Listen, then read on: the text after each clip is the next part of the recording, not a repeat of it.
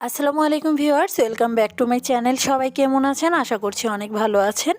আজকে আমি আপনাদের সাথে খুবই মুচমুচে এবং মজাদার একটি ইভিনিং স্ন্যাক্সের রেসিপি শেয়ার করব। ছোট বড় সবার কাছেই এই স্ন্যাক্সটি ভালো লাগবে। তো চলুন দেখে নেওয়া যাক কীভাবে তৈরি করতে হয়। তো প্রথমেই আমি একটা বাটিতে একটা মাঝারি সাইজের আলু গ্রেট করে নিয়েছি গ্রেটারের ছোট সাইড থেকে, তাহলে কিন্তু আলুটার মধ্যে কোনো শক্ত দানাভাব থাকবে না। তো এখন আমি ভালো করে হাত দিয়ে মথে নিচ্ছি।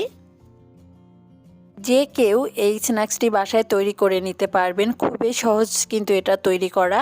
তো আলুটা ভালোভাবে আমি ম্যাশ করে নিয়েছি। এখন আমি এর মধ্যে এক এক করে মশলাগুলো দিয়ে নিচ্ছি। তো ফার্স্টেই আমি হাফ চা চামচ পরিমাণের চিলি ফ্লেক্স নিচ্ছি। তো বাচ্চাদের জন্য যদি এটা তৈরি করেন তাহলে এই ঝালের পরিমাণটা একটু বুঝে দিবেন। দিয়ে দিচ্ছি হাফ চা চামচ পরিমাণের বেকিং পাউডার, হাতের কাছে না থাকলে না দিলেও হবে।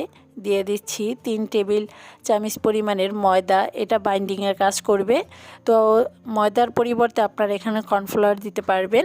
দিয়ে দিচ্ছি স্বাদ মতো লবণ, আর দিয়ে দিচ্ছি হাফ চা চামচ পরিমাণের ধনিয়া পাতা কুচি। ধনিয়া পাতাটা না থাকলে এখানে পুদিনা পাতাও দিতে পারবেন।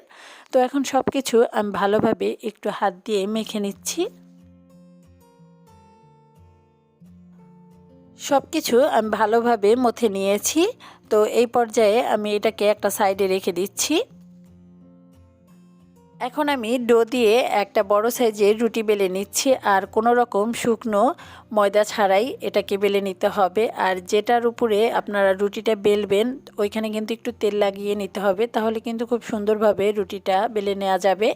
তো রুটিটা বেলে নেওয়া হয়ে গেছে। এবার আমি ছোট সাইজের একটা স্টিলের গ্লাস নিয়েছি, আপনারা চাইলে কুকি কাটারও নিতে পারেন।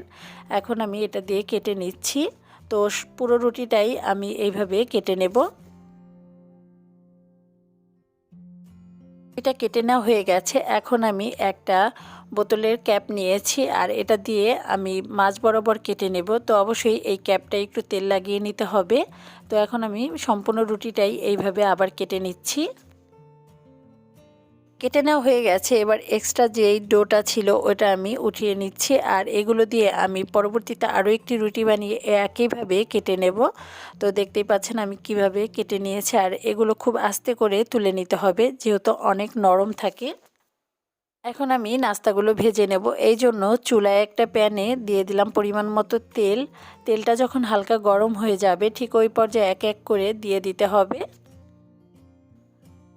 ভাজার সময় চুলার আঁচটা মিডিয়াম টু লো আঁচে রাখতে হবে, বেশি আঁচে ভাজতে গেলে কিন্তু পুড়ে যেতে পারে। তো এখন আমি উল্টে পাল্টে মুচমুচে করে ভেজে নিচ্ছি।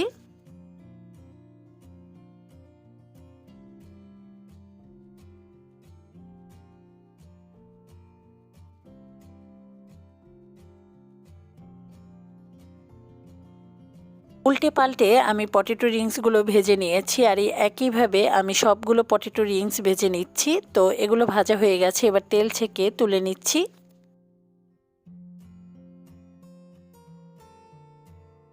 এখন আমি একটা সার্ভিং ডিশে সার্ভ করে নিচ্ছি।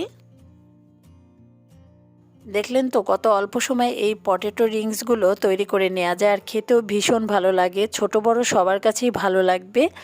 করছি আমার রেসিপিটি আপনাদের ভালো লেগেছে। ভালো লাগলে প্লিজ চ্যানেলটি সাবস্ক্রাইব করে দেবেন, আর ভিডিওতে লাইক দিয়ে দেবেন। সবাই ভালো থাকবেন, সুস্থ থাকবেন। আজকের মতো এখানেই বিদায়। আল্লাহ হাফিজ।